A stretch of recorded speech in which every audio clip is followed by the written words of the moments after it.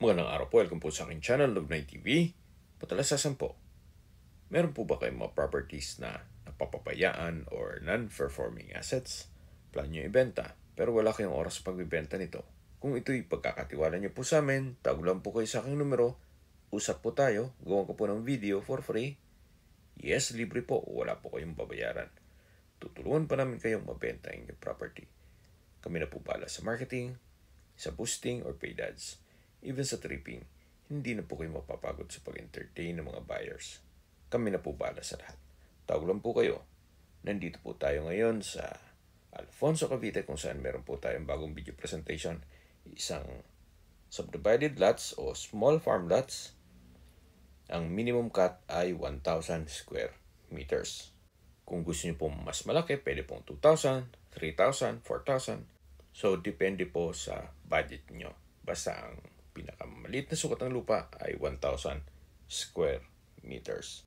Ito po'y mother title at gagayatin pa po ito. Patag na patag po ang lupa, kaya usable po lahat. Wala pong masasayang. May access na rin po dito ng tubig, kuryente at internet provider. Napakatahimik po ng lugar, sariwa ang hangin at malamig po ang klima. Malayo na rin po ito sa 14 kilometers danger zone ng Taal Volcano. Mula po Barangay Road, ito ay inner lot kaya tahimik ng tahimik po. Kaya pwede po ito sa inyong retirement. Kung sakali naman na gusto magnegosyo, pwede naman po itong lagyan ng resort o di kaya staycation business. Dito po sa loob ng property ay meron po mga fruit bearing trees gaya ng nyog, langka, mangga, dragon fruit, saging, at marami pa pong iba. Kung naghahanap po kayo ng tabi-tabing lupa, isang pamilya po kayo or magkaibigan o magkapatid, ito na po yung hinahanap nyo. Habang available pa po ang 9 parcels of land na magkatabi. Hanggang dun po yan sa dulo. Ito po yung nasa mataas na lugar. Ang estimated elevation above sea level ay 1,601.4 feet. Maganda po ang location nitong property. Mga 100 meters from Barangay Road. Then, may access na rin po ng tubig, kuryente at internet provider. Hanggang dito po sa dulo ang available lots o parte ng siyam na parsela ng lupa. Lahat po yan patag na patag kaya usable po lahat at meron pong mga right of way. Habang naglilibot po tayo at nagmamasdan niyo po itong kapaligiran, pag-usapan na natin ang distance, location at travel time.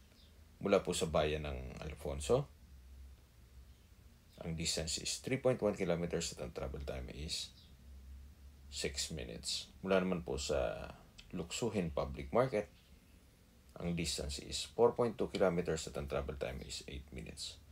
Mula naman po sa City-Bex or Cavite Tagaytay Batangas Expressway, Alfonso Interchange, ang distance is 800 meters at ang travel time is 1 minute. So napakalapit lang po nito sa bagong project ng ating gobyerno na City-Bex, kung saan ito'y connecting Cavite, Tagaytay, all the way to Batangas. Kaya mapapabilis na po ang biyahe mula Metro Manila. Gawa ng ang City-Bex po ay connecting SLEX all the way to NLEX or North Luzon Expressway at ibang parte ng Metro Manila. Mula naman po sa Tagaytay Rotonda, ang distance is 14 kilometers at ang travel time is 22 minutes.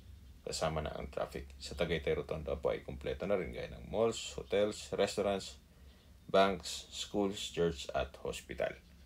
Yan po yung lagi kong binabanggit sa inyo na dapat yung i-consider sa paghanap ng property, yung meron pong malapit na hospital. Hindi ko naman po sinasabing sakitin kayo. Yan naman po ay for emergency purpose lang naman. At mula naman po sa airport or Manila, ang distance is 71.9 kilometers at ang travel time is 1 hour and 41 minutes kasama na ang traffic. Sa presyo po tayo. Binebenta po ito ni owner sa halagang 5,500 pesos per square meter. Kung may mga katanungan po kayo or gusto mo po set na tripping dito sa property ito, tawag lang po kayo sa aking numero. At sa mga kababayan naman natin nasa ibang bansa, meron po akong Telegram. Sa mga iPhone user man, may iMessage. Meron din pong email, Skype, Viber at WhatsApp. Same number lang po, 0917-316-3399. Sa mga nagtatanong naman po ng aming Facebook, meron po aming Facebook page na Nov9 TV at Facebook Reels video. Meron din pong Nov9 TV at TikTok.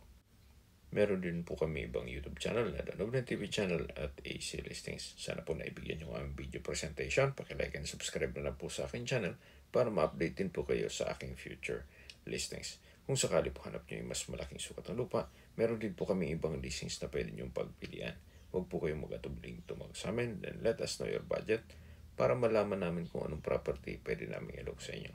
Sa lahat pong viewers, subscriber at nagtiwala po sa amin, salamat po sa suporta.